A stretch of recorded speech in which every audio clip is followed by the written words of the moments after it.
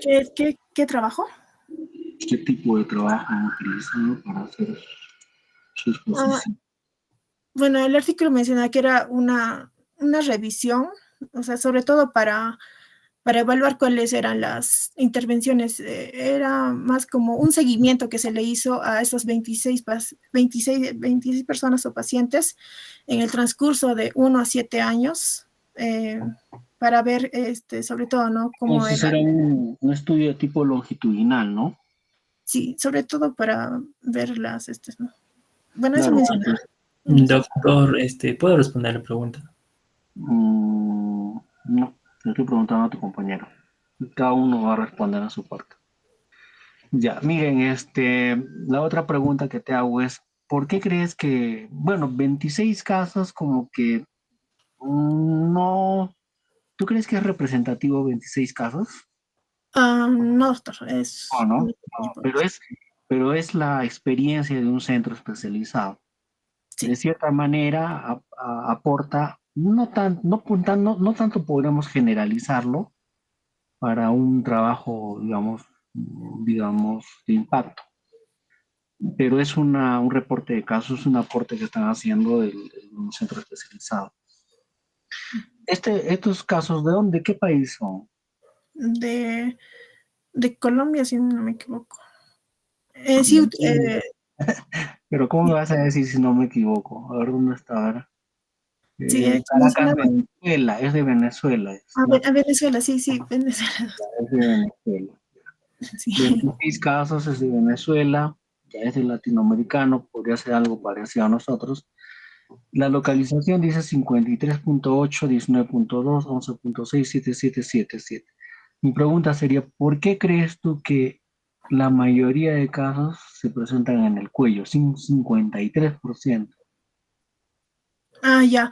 Mencionaba que el cuello, a comparación de las otros que menciona, como le decía, es una región que contiene múltiples órganos y múltiples compartimentos, y aparte de ello es donde se localiza la mayor cantidad. En este caso, si hacemos una comparación ¿no? De tejidos blandos. Como mencioné, los tejidos blandos son músculos, los tendones, y por eso mencionaba, ¿no? Bueno, por eso creo que Ya, pero tenía la mayor implicancia. según tú que conoces anatomía, ¿por qué crees que es la mayoría de los casos en el cuello? Según tú, no según el artículo, sino según tú. Porque hay una variedad inmensa de órganos y estructuras importantes, ¿no? Mm, Vasos, los nervios. no, y la cabeza no es importante. Am, es que como hablamos sobre todo de los tejidos blandos, entonces sí hablan, Claro, no, hacemos una. pero te pregunto a ti, o sea, no, olvídate del trabajo, te pregunto, ¿por qué crees que la mayoría de los Ah, tumores se presentan en el cuello? mm, eso, pues también Mira, porque ahí se encuentra miren, cuando quieren hacer un estudio, ujú. un abordaje superficial, digamos, mediante ecografía, lo que has mencionado, ¿qué hacen? ¿Qué biopsian? ¿Qué estructura biopsian primero? Los tejidos linfáticos Ah, ¿no y crees también. tú que en el cuello hay un montón de tejido linfático en relación a otras estructuras, en relación a la cabeza? Sí, doctor. Claro, por eso es que se presentan la mayoría de los casos en el cuello. En la cara también hay todo, pero más en el cuello. ¿Por qué el cuero cabelludo? ¿Por qué en el cuero cabelludo? Ujú. Um, ah, ¿Qué no sé. necesita un tumor para crecer? Eh, Vascularización. Ah, Sangre, pues, vascularización. Es ujú. un lugar más vascularizado en el cuello. Por eso es que cuando ustedes hagan un examen físico a un paciente oncológico, traten de revisar su cuero cabelludo. Revisen, se van a llevar sorpresas. No lo dejen así nada más. Se van a dar cuenta que hay otras cosas que pueden encontrar ahí. Bueno, recaídas y supervivencia, tamaño tumoral, ubicación atómica, grado histológico, acceso a radioterapia. Más frecuente, ser localizado. Tu siguiente diapositiva. Siguiente. Ya, este cuadrito es muy importante, ¿ya? Porque eso lo van a aplicar siempre. Incluso vienen los exámenes de NAM. La diferenciación respecto al tratamiento o a la planificación quirúrgica depende mucho del tipo que ustedes van a poder diagnosticar. Fibroma, fibrosarcoma, o sea, el problema de denominación de decir nada más sarcoma y es maligno. Los lipomas pareciera que no son peligrosos, pero sí son peligrosos, porque los lipomas pueden convertirse fácilmente en un liposarcoma si no son entrenados de forma adecuada. Los schwannomas, los neofibromas son frecuentes en nuestra región, muy frecuentes. Lo que pasa es que no se diagnostican bien. Los demás no he visto mucho, la verdad. Obviamente los liomiomas que están ubicados en el ginecológico, ¿no? Que es otro tipo de tejido. Siguiente. Ya, en esa imagen que has puesto ahí en la borde inferior derecho, el cuadrante inferior derecho, perdón. ¿Cómo diferenciarías con una neurofibromatosis de tipo 2 a un paciente? O sea, ¿cómo dirías, no, esto es un síndrome von Rickenhausen o es una neurofibromatosis? ¿Cómo diferenciarías tú en el examen físico, ya mirando, observando nada más al paciente? ¿Habrá alguna diferencia? Según la imagen.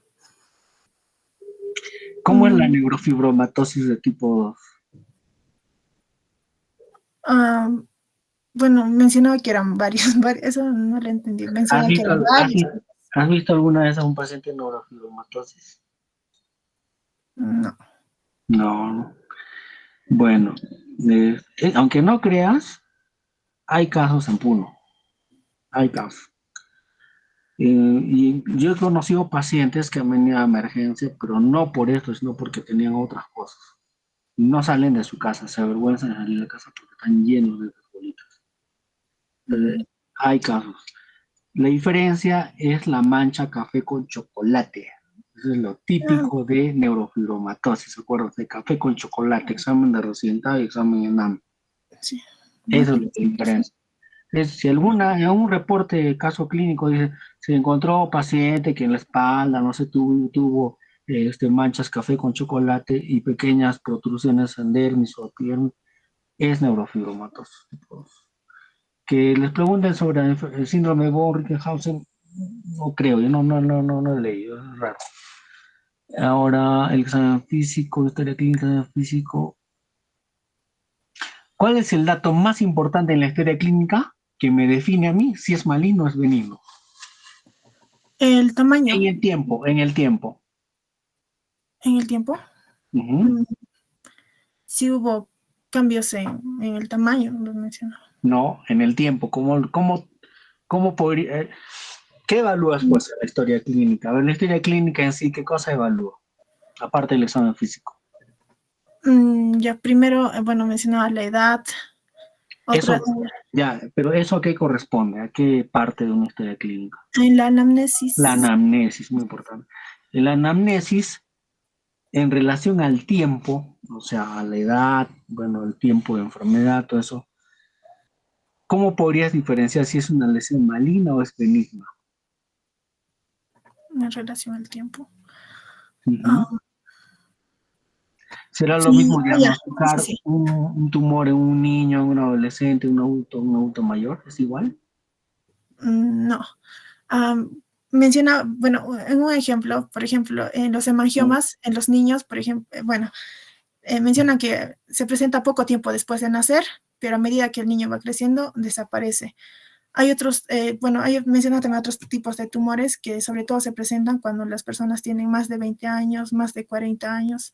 Ya. Entonces, y bueno, y algo, bueno, para diferenciar, como se dice maligno. Ya, pero ahí como que lo estás clasificando según la edad, pero yo te digo, ¿qué importancia será en el tiempo la evolución de este tumor.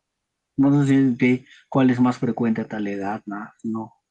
Sí, si el tumor crece lentamente o si es rápidamente. Si es lento, mencionaba que, bueno, aludía que probablemente sea un tumor benigno, pero si tenía una evolución rápida, entonces probablemente sea maligno.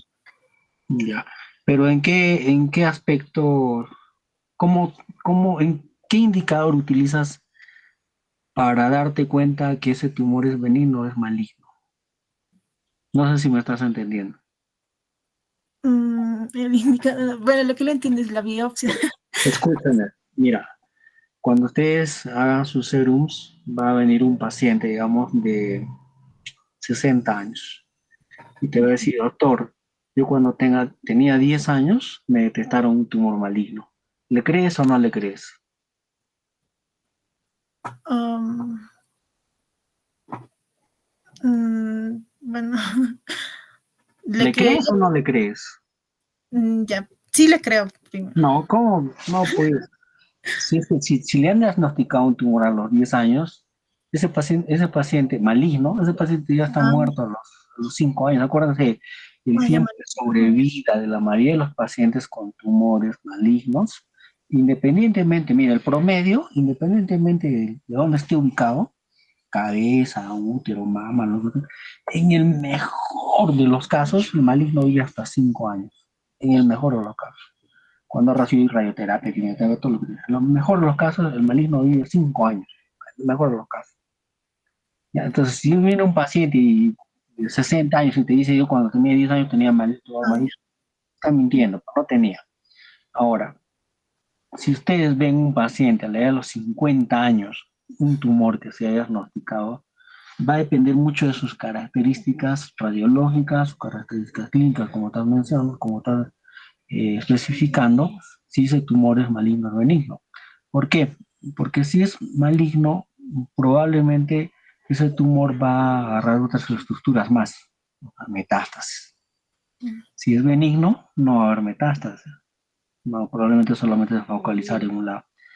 Los tumores más no agresivos, digamos los tumores que tienen un desenlace fatal más frecuentes son los niños. Cuando los niños tienen tumores malignos, mueren rápido, no tienen un tiempo de sobrevida adecuado. Si ustedes pueden ver, lo más frecuente en los niños, las leucemias, por ejemplo. Si no son tratadas de forma adecuada, mueren rapidísimos. Otro tipo de los tumores de alto grado, ¿no? Los glioblastomas multiformes, se mueren. O sea, depende mucho de las características que ustedes pueden observar, pero vuelvo a repetir, si ustedes en una anamnesis no detectan algunas cosas importantes, simplemente lo van a dejar pasar, un mal diagnóstico, un paciente con cáncer o neoplasia maligna, y el paciente va a morir o va a ser tratado o abordado ya en una etapa muy tardía de su enfermedad. Por eso es importante que ustedes hagan adecuada historia clínica, porque en el examen físico puede ser que se pase, porque es los tumores, recuerden que no va a estar a la vista, ¿no? La piel no va a cambiar, nada, simplemente van a estar ahí creciendo poco a poco. El diagnóstico por imágenes es muy importante, pues, ¿no? Tenemos la ecografía, la tomografía y la resonancia. La biopsia, como ya se ha explicado, tu siguiente diapositiva, a ver, la siguiente. Eso es importante, mira, el tipo de biopsia. Cuando se dice que es biopsia excisional, cuando es incisional, perdón. Ambas tienen diferencias, ¿no? Una pregunta de examen, por ejemplo, ¿no? Si alguien no sabe esto, ya que estamos mal. Ya, tu siguiente compañero, disculpa por molestar.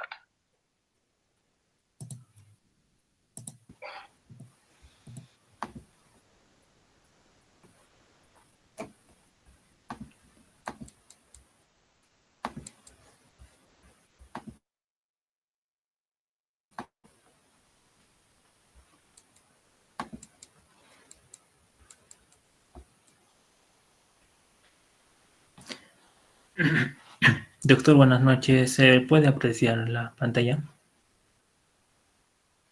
Sí, sí se ve. Ya, compañeros, buenas noches. Ahora vamos a continuar con los métodos. Para este estudio fue un estudio descriptivo y cualitativo. Este estudio se hizo en una población de 21 pacientes con diagnóstico preoperatorio de tumores de partes blandas sometidos a intervención operatoria. Se realizó en el servicio de otorrinolaringología del Hospital Universitario de Caracas, en el servicio de cirugía del Hospital Pérez de León II y el Hospital Ortopédico Infantil. El periodo de seguimiento que se hizo a los pacientes fue desde 1 año hasta 7 años. Mm, Ya. Ahora, para los tumores de la región cervical, para este estudio lo dividieron en que surgían a nivel del compartimento medial y compartimento lateral, o se encontraban en el compartimento lateral. Eh, mm, las neoplasias malignas fueron catalogadas según el sistema de clasificación de TNM para sarcomas. Um, los sarcomas fueron catalogados como profundos. Se analizaron según el sexo, la edad, la ubicación de la neoplasia, la biopsia previa, la etapa tumoral, procedimiento efectuado, reportes de la anatomía patológica, la morbilidad constatada y referían si el tamaño tumoral, si es mayor o menor de 5 centímetros, eh, la profundidad según el plano anatómico de la ubicación, el grado histológico y si había metástasis o no. En cuanto a los resultados, en el sexo masculino representaba el 53.8 de los casos, femenino de 46.2% de los casos. La edad promedio de este estudio fue de 29 años. La ubicación anatómica fue primero 53.8% en el cuello, 19.2% en el cuero cabelludo, 11.6% en la laringe, 7.7% en la fosa nasal y 7.7% en la cavidad oral. En la región cervical, en el compartimento medial se encontraron 3 y en el compartimento lateral se encontraron 11 de los casos. Ahora, en los antecedentes, 3 poseían antecedentes de síndrome de Wong-Recklinghausen y de estos también 14 pacientes, de estos 14 pacientes fueron sometidos a la intervención quirúrgica con reporte histológico confirmado de neoplasia. 6 poseían un diagnóstico de sarcoma que representaba el 23.1 de todos los casos del estudio. O sea, eran neoplasias malignas. Y de estos 6, solamente 2 eran tumores desmoides. Ahora, el resto de la serie fue operada sin histología por tratarse de una lesión menor de 5 centímetros o por antecedentes de la enfermedad de Wong-Recklinghausen. En cuanto a los tumores malignos, teníamos lo que denominamos sarcomas. Estos eran en total 6 y de estos se han dividido en 2 eran tumores desmoides y los demás otros tipos de sarcomas. Para la clasificación de estos tumores desmoides se utilizó la clasificación según la TMN para sarcomas. Esta clasificación en la cual nos dice de esas siglas TNM, nos indica, por ejemplo, la T nos significa tumor primario, la N si ha tenido una metástasis a un ganglio o nudo, si hay una metástasis al ganglio, y la M, que es una metástasis a distancia. metástasis a distancia. Entonces, según esta clasificación, podríamos decir que, por ejemplo, los tumores desmoides estaban en la etapa 2, en la etapa 2A. La G1 nos indica, G1 se dividen en el grado de diferenciación, se diferencian en 4. Pero, por ejemplo, los tumores desmoides se encontraban en el grado 1. Este grado 1 nos indica que eran indiferenciados. El grado, por ejemplo, esos 4, por ejemplo, el grado 1, grado 2, grado 3, nos indican, el grado 1 es el tumor diferenciado, el grado 2 es un tumor moderadamente diferenciado, el grado 3 es pobremente diferenciado, y el grado 5, o el grado 4 es un tumor indiferenciado. En el caso, por ejemplo, de los demás sarcomas, eran desde el grado 3 hasta el grado 4, o sea, eran tumores indiferenciados. Ahora, el tumor primario se puede ser un tumor primario 1 o tumor primario 2 o tumor primario 3 hasta 4.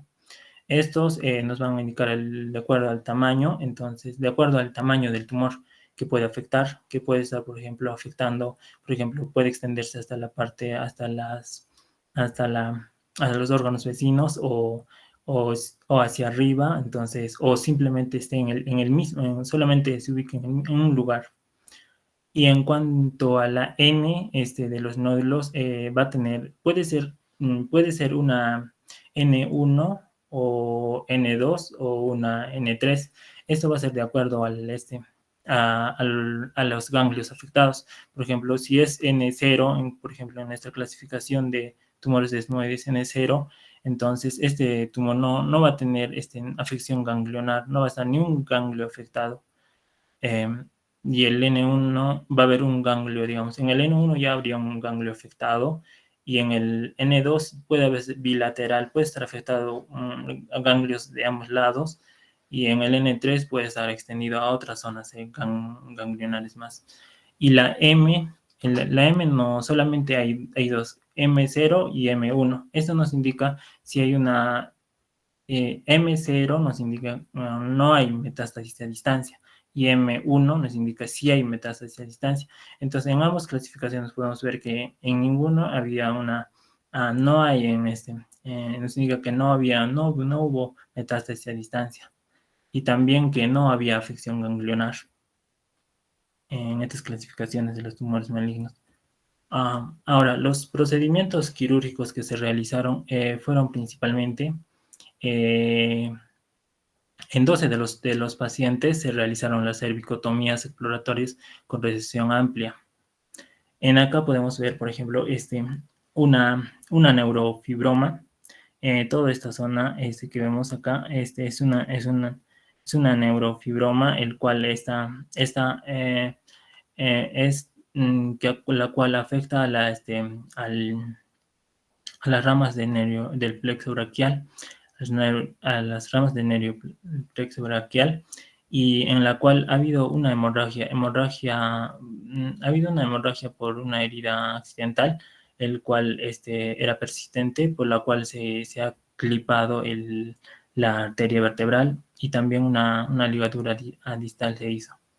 Ahora, este mismo neurofibroma acá podemos ver, pero por ejemplo, en esta zona está el neurofibroma, y acá podemos ver que las ramas las raíces de los del plexo braquial están yendo directamente a la neoplasia. Entonces, es lo que nos indica de que sí ha habido una afección de esas ramas de este plexo braquial. Ahora, en acá podemos ver un schwannoma que está afectando el asa del hipogloso. Acá podemos ver por la raíz aferentes y la raíz aferentes del hipogloso y la neoplasia. En esta imagen, en la imagen D, podemos observar un tumor desmoide que es maligno, entonces en la cual podemos ver sus características que se extiende, no tiene, por ejemplo, no está como no tiene una, por ejemplo, no está circunscrito, sino tiene como si estaría infiltrando a otros órganos. Y también no solamente está a nivel, se ha extendido a nivel cervical y a nivel torácico. Y para lo cual se ha hecho, para abordar esto, se ha hecho una esterectomía y también como afectaba a la vena, a la vena subclavia, también se ha hecho una sección de la vena subclavia. Ahora, entre otros, los demás procedimientos quirúrgicos también se realizaron como 6 ceresis locales amplias por neoplasias de cuero cabelludo y cavidad nasal. También se efectuaron 3 faringotomías laterales en dos lesiones supraglóticas. Por ejemplo, acá en la figura A encontramos una leiomyosarcoma, el cual en la figura B ya está esto, cómo lo han hecho la recesión de esta neoplasia. Y en la figura 3 ya vemos cómo es que le han puesto colgajos y ya le han reconstruido todo. También se hicieron, por ejemplo, faringostomías. Acá, por ejemplo, podemos ver una faringostomía por un schwannoma laringio, por causa de un schwannoma laringio. En acá podemos ver una laringectomía por un cáncer de los cartílagos, por un condroma. Más o menos en el asterisco nos indica de que está la epiglotis. Y también en acá podemos observar que se hizo, por ejemplo, ha habido una paraganglionar carotidio, el cual estaba una neoplasia, la cual se había formado en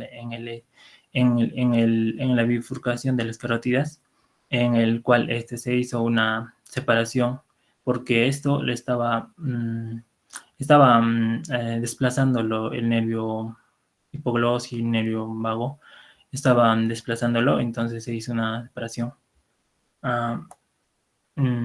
Eso sería con respecto a la parte de mi exposición. Ya, a ver, la primera diapositiva que has expuesto. Prácticamente has leído todas las diapositivas, ¿no? A ver, ¿qué conclusión me das de tu exposición de lo que tú has expuesto?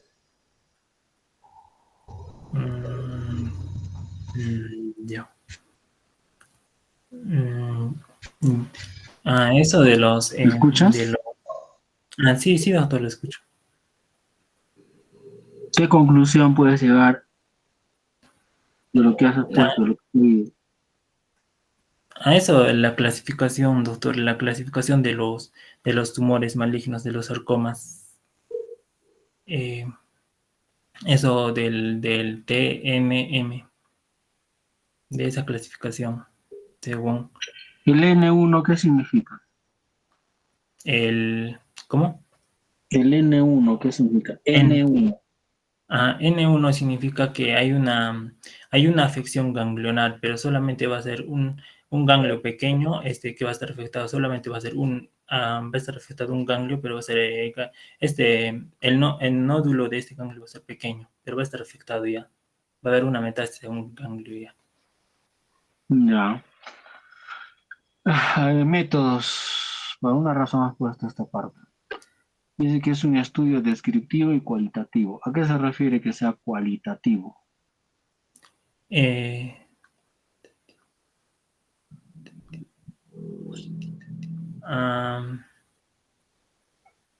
Doctor, acá me he equivocado. Disculpe, doctor, es que era cuantitativo.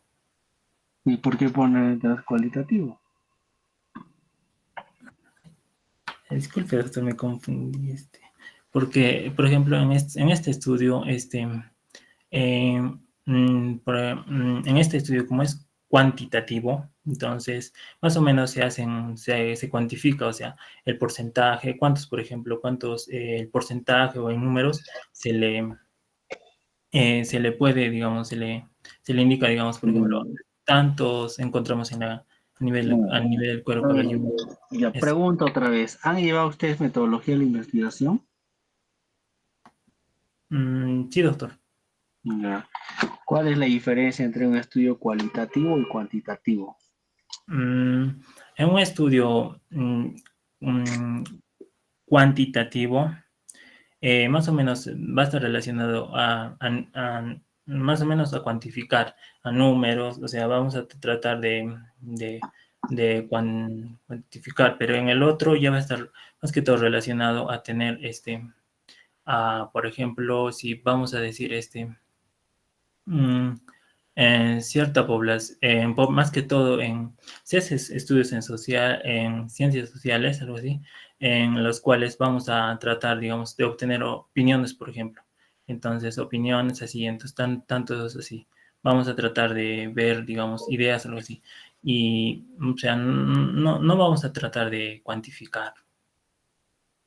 Mm, ya, pero dime, ¿la edad es una variable cuantitativa o cualitativa? Mm, la edad, ¿Es quali o es cuanti? cuantitativa. ¿Tú puedes contar la edad?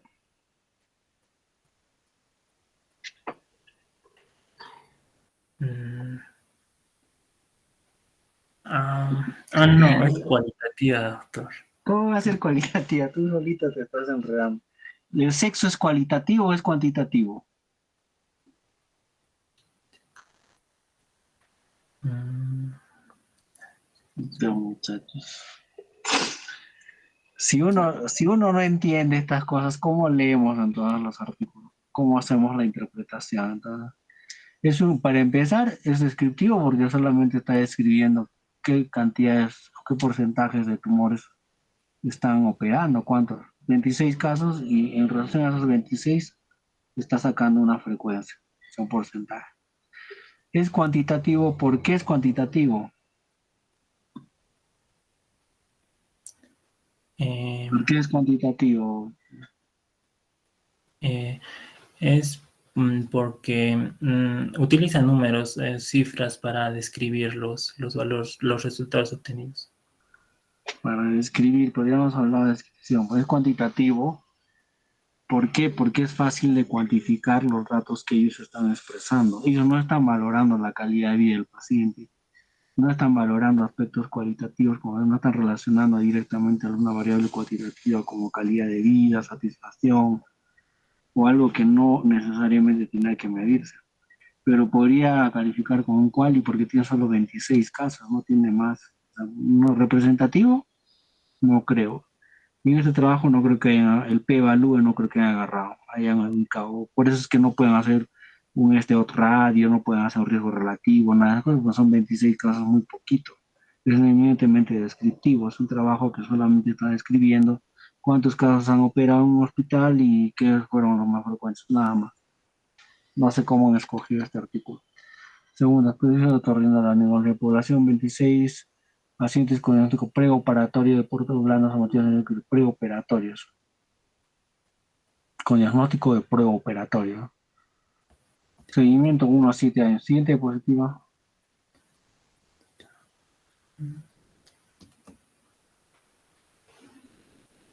Compartimiento medial o lateral. ¿A qué te refieres con eso? Mm, ¿Cuál es el eh, compartimiento medial y cuál es el compartimiento lateral? mm, Y esa imagen que has puesto, por algo habrás puesto. A ver, ¿dónde está el compartimiento medial o lateral en esa imagen que has puesto ahí? el compartimento medial va a incluir esto, que va a estar dividido entre más o menos por el músculo esternocleidomastoideo, la parte que está, la parte que es medial a los bordes anteriores del esternocleidomastoideo van a ser la parte medial y la parte lateral van a ser estos posteriores a ello. Mm. Así lo entiendo, doctor, porque eso he tratado de buscar esto. Pero no tiene por qué entenderlo, se supone que ya se va a anatomía y sabes esas cosas, ¿no? Bueno, los sarcomas son catalogados como profundos. Se analizaron según sexo, edad, ubicación de neoplasia, biopsia previa, etapa tumoral, por ejemplo, reporte de patológica y morbilidad constatada. Sexo, edad, ubicación de la neoplasia, biopsia de etapa tumoral, procedimiento doctor, ya bueno. Neoplasia, las nuevas fueron catalogadas son los temas de verificación. Prefieres el tamaño mayor, ya siguiente.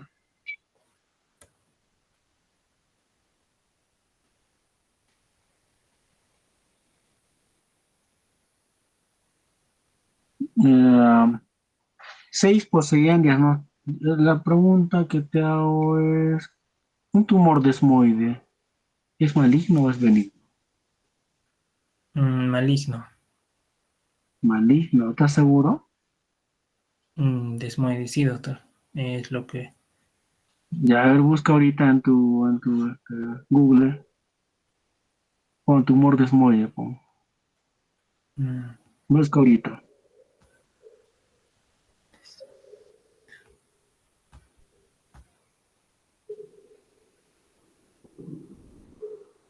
ya. ¿Qué dice? ¿Ya encontraste? A ver, dice tipo de tumor de tejido blando que se forma en el tejido fibroso conjuntivo. En general aparece. Mm, puede ser. Puede ser benignos. Puede ser benigno ¿Es también. maligno o es benigno? ¿Es benigno o es maligno? Puede ser. Suelen ser benignos, dice doctor. No, te pregunto otra vez, ¿es maligno o es benigno? Es benigno, doctor. Mira, dice en la definición clarísima del Instituto Nacional del Cáncer, NIH o NIH, Estados Unidos, los tumores desmoides suelen ser benignos, no cancerosos.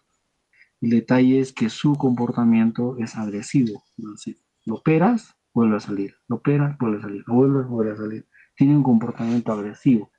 Por eso es que en algunos casos lo clasifican según eso, que tiene agresividad. Pero no es benigno, perdón, maligno. Ya, doctor. Y a ver, tu siguiente diapositiva para esta. Mm, hemorragia persistente. Arteria vertebral neurofibroma. Los neurofibromas, ¿qué parte del nervio atacan? Mm, Y ahí pones una imagen, nada más, no dices nada más, ¿no? Por algo se llamará neurofibroma, ¿no? Algo tendrá que ver con algún nervio, ¿no? Neurofibroma. ¿Por qué se llama neurofibroma? porque afecta el recorrido del nervio. ¿El recorrido o al nervio? El nervio mismo, doctor. ¿De qué parte del nervio ataca?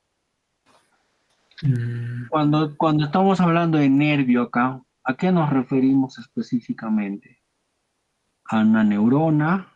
¿A un axón? ¿A qué nos referimos?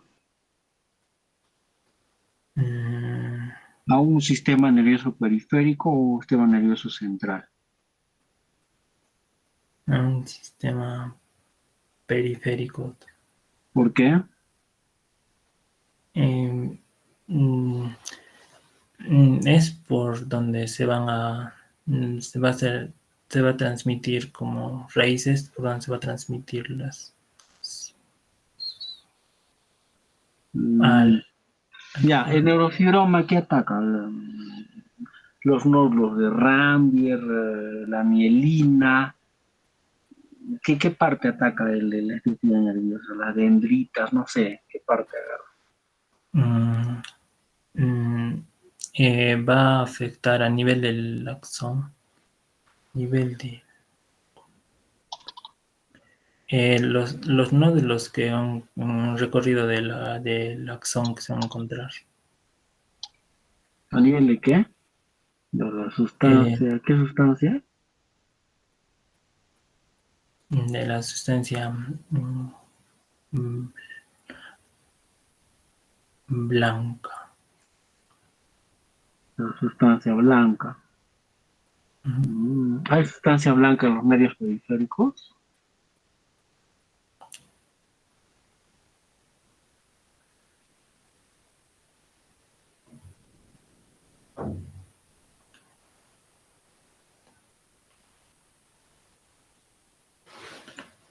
Max. Mm, a ver. Mm, mm, en acá, doctor, supongo que ataca, lo que entiendo es que debería atacar las raíces, o sea, que por ejemplo los nervios por donde se van a transmitir, pero en todo ese recorrido. Ya, pero ¿de qué está conformada? Pues una raíz. Eh, Una mm, raíz nerviosa, ¿de qué está conformada? Ya, ¿cuáles son sus partes? mm, mm, eh, mm, por ejemplo, una neurona va a tener su axón, Ya.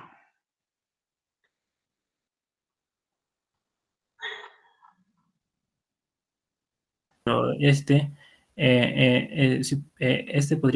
podría afectar al axón que está ahí y está con mielina.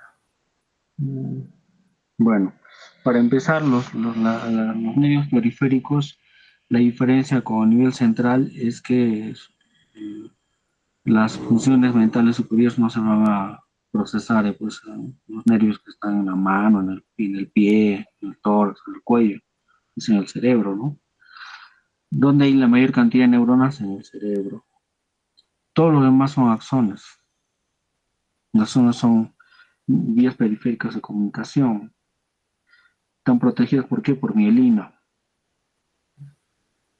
Y ahí es donde generalmente se forman los neurofibromas, los fibromas. ¿Y por qué se caracteriza clínicamente, por qué se caracteriza un neurofibroma? ¿Qué es lo que le provoca al paciente? Mm, mm, como está afectando en su recorrido, pues, Ujú. puede ocasionar una presión y, digamos, por ejemplo, puede tener parestesias estos pacientes. No, O, pero clínicamente, ¿qué cosa va a provocar, bro? mm, ¿Qué cosas? Disestesia, parestesia, dolor. ¿Qué cosa provoca? mm, parestesias, doctor. No, pues, no, pero generalmente provocan dolor por la compresión que tiene. Por eso es que algunas veces son operados los pacientes. Provocan dolor, comprimen. Como crecen, crean un efecto de masa. Por lo tanto, comprimen raíces nerviosas, otro tipo de estructuras, y eso provoca dolor. Voy a ver si disestesias. Una última pregunta ya para soltar. ¿Cuál es la diferencia entre disestesia y parestesia? ¿O qué Mm, piensas que es la diferencia? mm, la, em, dice en la parestesia va a ser cuando va a haber por ejemplo,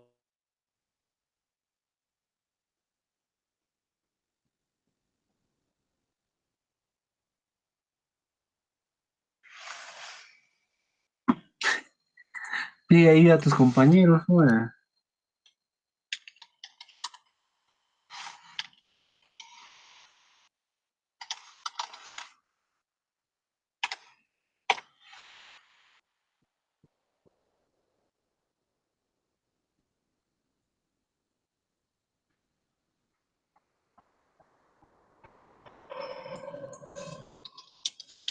una una disminución, digamos, de los, por ejemplo, de la...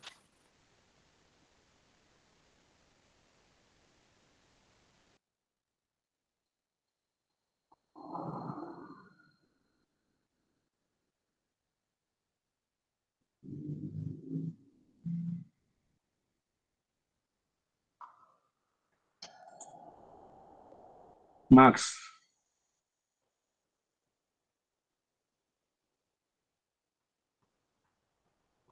Max, ¿estás ahí? Hola. Doctor, creo que su conexión. El viejo truco de la conexión, ¿no? Ya, a ver, siguiente, ¿quién vas a poner?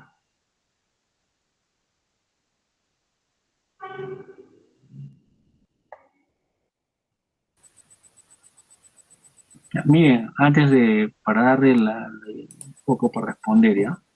La parestesia son las percepciones sensitivas anormales en ausencia de estímulo sensitivo específico, mientras que la disestesia son percepciones anormales de estímulos sensitivos reales. Entonces, en la parestesia no hay estímulo, y en la disestesia sí hay estímulo. ¿Cómo diferencio clínicamente? Es que el paciente en la parestesia te dice, doctor, siento como en mi pierna, no sé, en el muslo, siento que algo me aprieta, me quema. Lo revisas, no hay nada, pero algo lo hace. Y eso se ve generalmente a veces en problemas de tipo como neuropatías periféricas, neuropatías diabéticas, ¿no? Metabólicas. En cambio, la disestesia es lo que generalmente a veces se nota en pacientes que tienen alteraciones específicas de ganglios sensitivos, como lo que se ve en el herpes zóster, es que hay una reacción un poco anormal al estímulo sensitivo de digamos, hipersensibilidad, ¿no? La piel de una persona que tiene este tipo de afecciones se vuelve muy sensible, o sea, el frío, un simple soplo, te provoca dolor y molestia. El simple hecho que pases tu dedo ahí por esa zona duele y molesta en forma intensamente. Eso es una disestesia y la parestesia. Acuérdense bien, parestesia no hay estímulo, disestesia sí hay estímulo y son percepciones sensitivas anormales. A ver, ¿quién me pone así? ¿Te has escuchado lo que se ha dicho o no? Sí, doctor. Ya, a ver, ahora Mercedes, ¿no? Sí.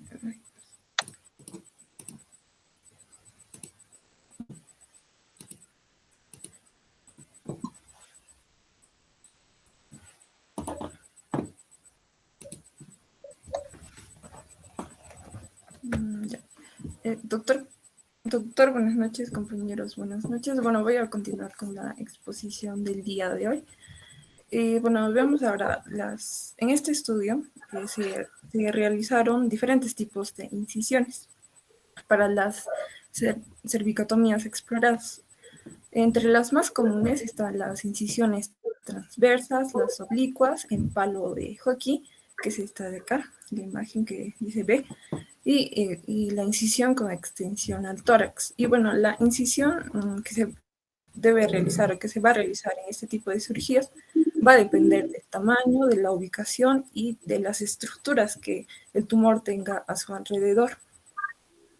Y bueno, estas incisiones en 5 casos fueron acompañadas de traqueostomías debido a que los pacientes presentaban lesiones en la faringe, en la cavidad oral y en la fosa nasal. Bueno, recordemos, la traqueostomía es un procedimiento que se usa para restablecer las vías respiratorias para que así se pueda realizar una adecuada función respiratoria. Ahora, también el artículo menciona que hubo un caso en el que un paciente presentaba un paraganglioma carotidio. Bueno, el paraganglioma carotidio se origina de del tejido paraganglionar y que este procede de las células ectodérmicas de la cresta neural. Y el carotidio, el tipo carotidio es el más frecuente. Ya. Bueno, en este paciente se ha requerido una rafia en la bifurcación arterial, que es en donde se va a presentar. Este se origina en el glomus carotidio. Y bueno, aquí se puede observar en la imagen. Esta es una resonancia. Y la rafia se realizó con el objetivo de extirpar, para una extirpación completa. Ya, ahora, como se mencionó en un principio, varios servicios, se va a realizar se va a necesitar un equipo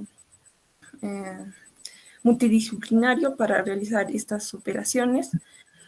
Y bueno, los servicios que van a estar más involucrados van a ser el servicio de neurocirugía, el servicio de cirugía plástica y el de la cirugía de maxilofacial, principalmente en los casos de neoplasias de cuero cabelludo y de cavidad oral. Bueno, estos servicios realizaron craneostomías, también la colocación de placas de titanio y transposición de colgajos para reconstrucciones. Ahora, los servicios de cirugía cardiovascular y tórax también se vio involucrado en el caso para la resección de un paraganglioma carotidio y una esternostomía para un tumor desmoide cervicotorácico. Bueno, como mencionó el doctor, los tumores desmoides son benignos y estos son altamente agresivos, que a pesar de que se los seccione, estos pueden volver a aparecer, pero en partes vecinas cercanas. Ahora, en cuanto al reporte histológico, estos reportes han sido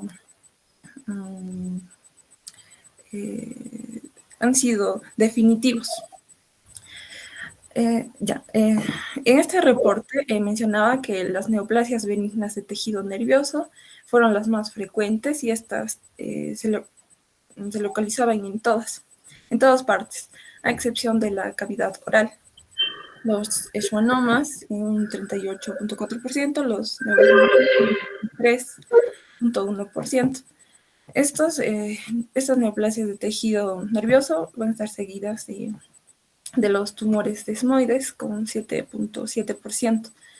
En el cuello, el lipoma en el cuero cabelludo, paraganglioma en el cuello también, fibroma en la cavidad oral, el condroma en la laringe, y también menciona que se realizaron 4 resecciones, 2 radiomiosarcomas alveolares, la fosa nasal y la cavidad oral, una leiomiosarcoma en la fosa nasal y en la cavidad oral y 2 sarcomas epitelioides en el cuero cabelludo. Ya. Ahora, el 60% de estos reportes histológicos definitivos han coincidido con los reportes previos. Y bueno, aquí se encontró que el sarcoma epitelioide, los rhabdomiosarcomas y los neurofibromas, estos se presentaron en los pacientes que tenían una edad menor a 30 años. Y en todos los pacientes con la enfermedad de von Recklinghausen se confirmó la presencia de neurofibromas. Y ahora las complicaciones intraoperatorias más comunes que se presentaron en este estudio mencionan que hubo una ligadura de la arteria vertebral, también ligadura de la vena subclavia, y al 20%, bueno, casi 20% se encontró disfonía o trastornos deglutorios, pero estos fueron temporales.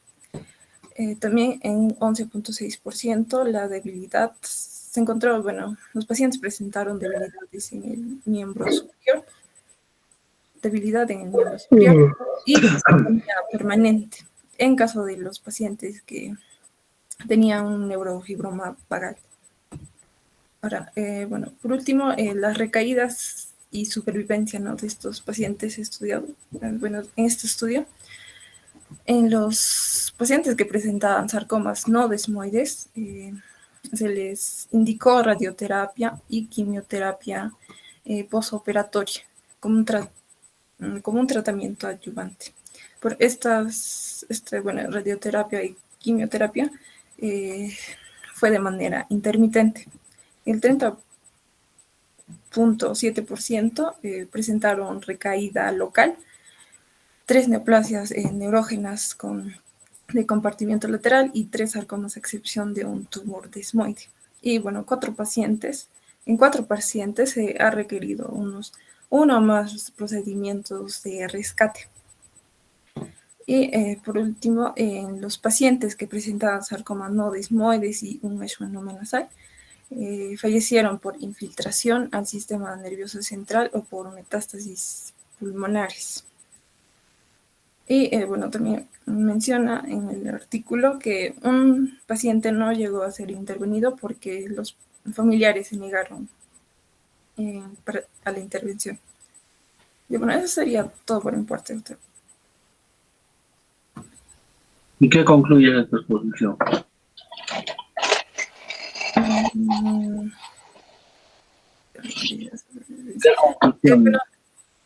el proceso, bueno, primero habla sobre todo sobre el proceso quirúrgico o el procedimiento quirúrgico, sobre las decisiones que estas, como mencioné, van a depender, ¿no?, del tamaño y de la ubicación del tumor. También acerca de de las recaídas y de la supervivencia, a pesar de que, bueno, se haga todo lo posible, ¿no?, para que el paciente tenga resultados, ¿no?, favorables, ¿no?, para que pueda vivir cómodamente. A pesar de eso, hubo recaídas, ¿no?, a pesar de los intentos, y también incluso hubo fallecidos. Y este trabajo habla sobre las recaídas y supervivencia. Dice ahí. Ajá, sí. Mm. Bueno, eso al final, ¿no?, de cada ¿Qué intervención. porcentaje de los pacientes del estudio han fallecido? Todos los pacientes. ¿Cuántos han muerto de esos estudios? ¿Cómo se llama? Bueno, no menciona el porcentaje, pero dice a los pacientes con ¿No sarcoma. dice? No, ¿Cómo se niño no ha muerto? no, sí murieron, pero no dice el porcentaje. Ya, pero ¿Cuántos? ¿era difícil sacar el porcentaje?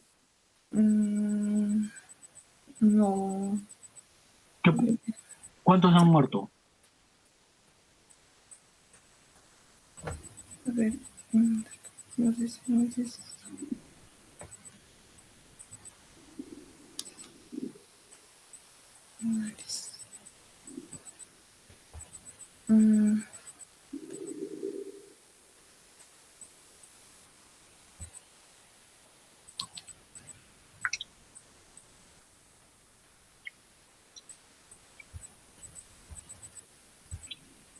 ¿Cuántos han muerto?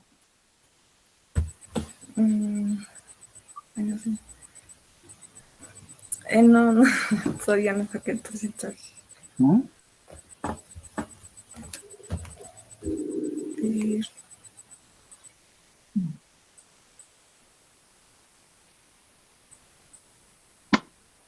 ¿Sabes o no sabes?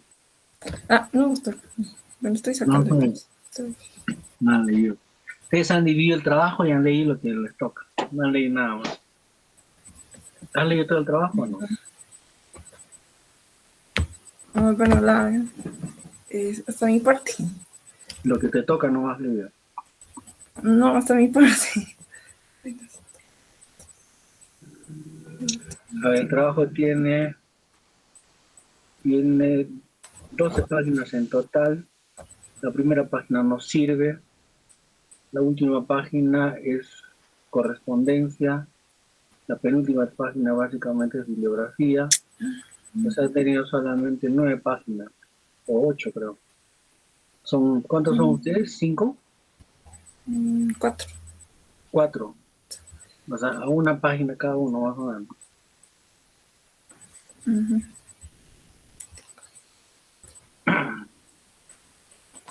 O sea, ¿ustedes creen que está bien que hayan puesto esto?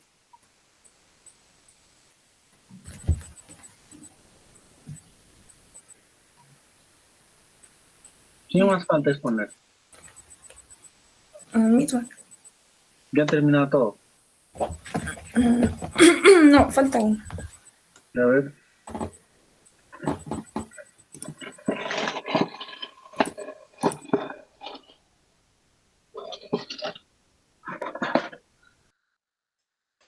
¿Quién falta? Doctor, buenas noches. Buenas noches. A ver, empieza. Ya, doctor. Ya, doctor. Bueno, voy a continuar lo que es con el desarrollo de la exposición. Lo que es la parte de discusión y conclusiones. Siguiente diapositiva, por favor. A ver. Ya, bueno, en la parte de la discusión, se ha visto de que no existe una relación estrecha en lo que es la parte del sexo y lo que es la presencia en este caso, de las neoplasias, ya sea de origen mesenquimatoso, pero sí ha habido una relación con respecto a la edad. Se ha visto de que, por ejemplo, el rabdomiosarcoma y el sarcoma epiteloide son los más frecuentes, pero en un grupo de edad de personas menores a los 10 años. Y en caso del sarcoma epiteloide, más que todo se ha presentado en este caso en pacientes en la tercera década de la vida. Y bueno, y así. Y también hemos visto de que en nuestro estudio, en este caso de los 26 pacientes, en este caso con diagnóstico preoperatorio eh, eh, en este caso, los pacientes con la región que presentan neoplasia en la región de cabeza y cuello, tienen la localización se presenta con mayor frecuencia a nivel de lo que es el sistema nervioso, de los cuales el área que abarca más es el área cérvico-facial. Además, también se ha visto lo que es los tumores del cuerpo carotídeos, también son los lugares donde se van a localizar con más frecuencia. En este caso, a nivel de las células quimiorreceptoras. En estos lugares precisamente son los que mayormente se localizan este tipo de tumores, y además de eso, en la vaina que cubre, ¿no?, en este caso las células quimiorreceptoras. Además de eso también, ¿no?, lo que es en la arteria carótida y así. Y esto generalmente se ha visto de que tiene en este caso, un crecimiento lento. Además de eso, también se ha visto que el pronóstico de cada uno de estos, en este caso, lo que es tumores malignos de partes blandas, va a depender mucho de lo que es la localización, el tamaño y lo que es el grado histológico o el grado de diferenciación de cada uno de estos. Siguiente diapositiva, por favor. Ahora, siguiendo con la discusión, también hemos visto que los tumores benignos, en este caso, los neurofibromas y los schwannomas y los lipomas, en general, se ha visto que son los más frecuentes. De acuerdo al estudio, en este caso del artículo, ¿no?, hemos visto que son los más frecuentes y los que se presentan con mayor frecuencia en estos 26 pacientes. Además de eso, el 60% ha tenido un tipo histológico de neoplasia con reparto patológico previo, y consecuentemente ha coincidido con su diagnóstico definitivo. Es decir, que si antes de lo que es la resección quirúrgica, ha tenido un diagnóstico. Entonces, después de lo que es la biopsia y todo ello, el 60% de estos pacientes ha corroborado, en este caso, con el diagnóstico preoperatorio. Ahora, también se ha visto de que había un paciente que ha presentado, en este caso, schwannoma nasal. Como el doctor había preguntado, ¿no?, que había, no sé si había un fallecimiento. En este caso, sí había lo que es el paciente con schwannoma nasal, va a presentar una recaída y, bueno, ha fallecido. Siguiente diapositiva, por favor. Ahora, bueno, para concluir, Vamos a ver que en este caso los tumores de partes blandas en cabeza y cuello van a presentar, en este caso, generalmente son de origen mesenquimatoso y ¿no? Se van a dividir de acuerdo a lo que es su localización, en este caso, en tejidos, en este caso en neoplasias benignas y en neoplasias malignos. Y eso de acuerdo también a su grado de diferenciación que va a presentar cada uno de estos. Además de eso, el tratamiento quirúrgico en este caso es multidisciplinario y va a incluir en este caso gran variedad de procedimientos que van a determinar desde una exéresis local amplia hasta una resección compleja que va a abarcar en este caso cantidades anatómicas extensas y seguidas, ¿no? De su propia, en este caso de lo que es la reconstrucción.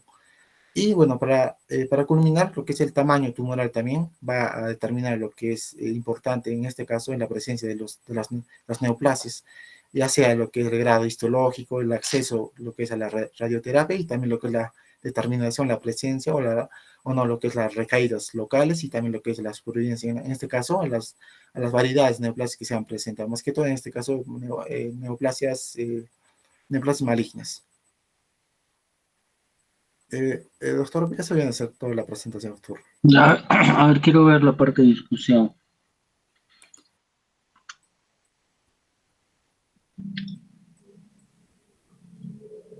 ¿Cuál es la diferencia entre discusión y conclusión? En la discusión, doctor, se pone el tema, en este caso, en debate. Es algo que no es algo definitivo, pero... Doctor. No te entiendo. ¿Qué es una discusión? ¿Qué es una discusión? ¿Cuál es la diferencia con recomendaciones? O con conclusiones, perdón. ¿Cuál es la diferencia? Doctor, lo que es la diferencia viene a ser, doctor, en que en las conclusiones viene a ser, en este caso, el mensaje definitivo que va a traer, en este caso, un texto. Lo que es... Ya, la discusión. Viene a ser, viene a ser lo que es el mensaje, pero va a tener una cierta duda y por ese motivo es que se va a tener que analizar la información detalladamente. Ya, ¿y cuál ha sido la duda y qué cosa es lo que se ha analizado en este trabajo? Bueno, más que todo, doctor, se ha tenido en este caso la duda, es que los pacientes, en este caso, los pacientes en estudio, en este caso, lo que es tumores en lo que es en cabeza y cuello, es que más que todo se ha visto que la edad no, bueno, en cuanto primero al sexo, ¿no? El sexo se ha visto de que no hay una estrecha relación para que hay una estrecha relación entre lo que es la aparición de lo que es las neoplasias en general. Por ese sentido, solo se han más que todo basado en la edad, más no en el sexo, porque en cuanto a la edad sí se ha visto de que hay por ejemplo, hay una cierta cantidad de neoplasias que se ha presentado antes de los 10 años. Y en lo que es a partir de los 30 años también. Ya, discusión es cuando uno, a través de los resultados que ha obtenido un trabajo, compara con otros trabajos que se han hecho de la misma forma, metodología o que son similares.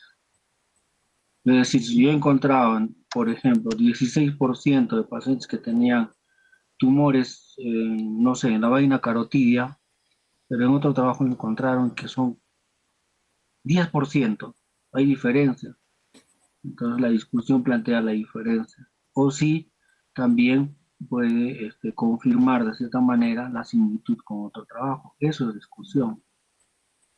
Las conclusiones, básicamente, es el mensaje final que quiere dar el trabajo, pero en relación a los objetivos.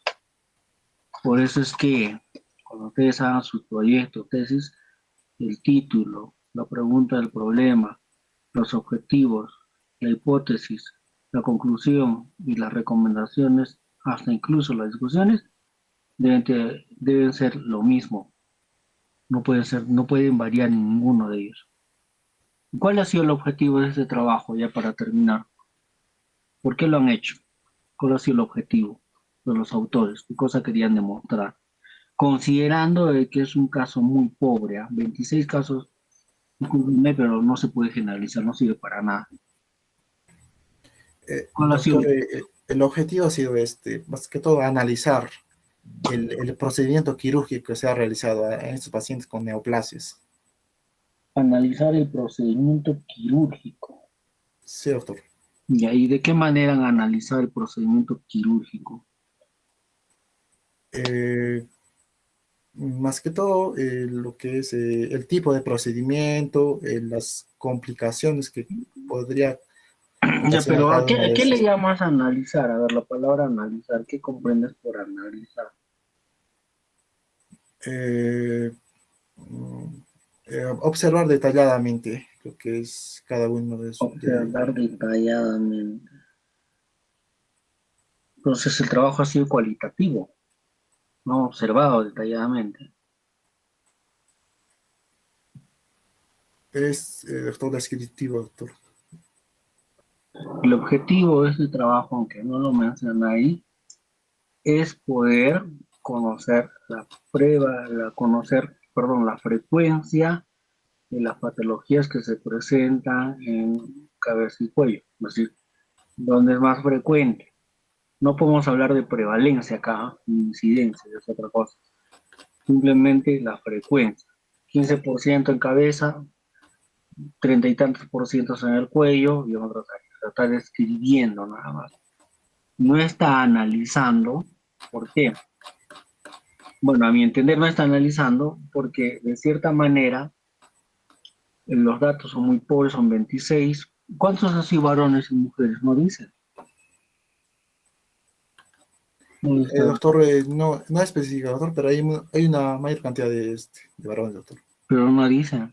Sí, sí. ¿Habla de la edad? La edad es promedio, es 29 años, doctor.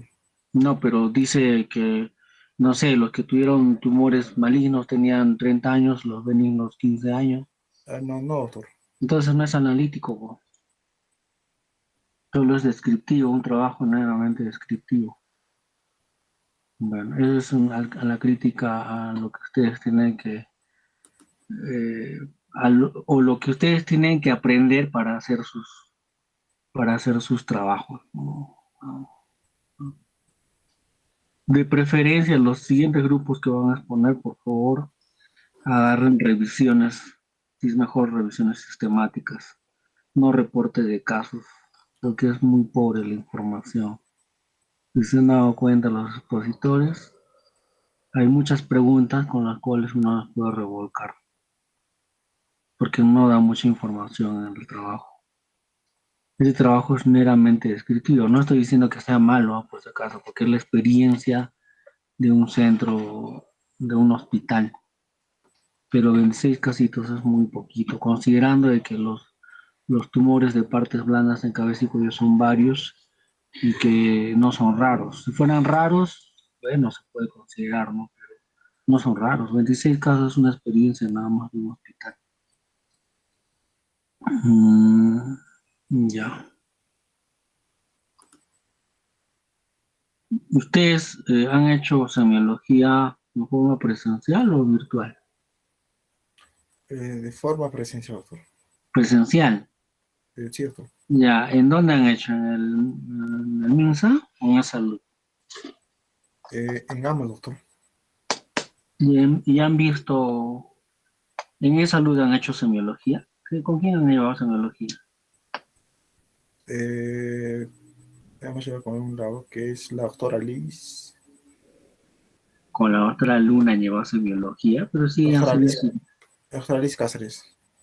Ah, ya. ¿Han visto algún caso de estos? No, doctor. Es importante verlos, ¿no? Para poder tener una retroalimentación más adecuada.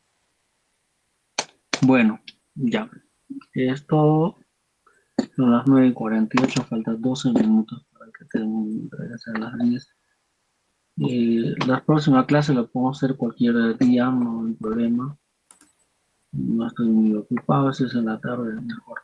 Ya como voy a coordinar con colega. Los exámenes se van a tomar en forma presencial cuando se arregle todo esto. Ya, esto, señores estudiantes, buenas noches.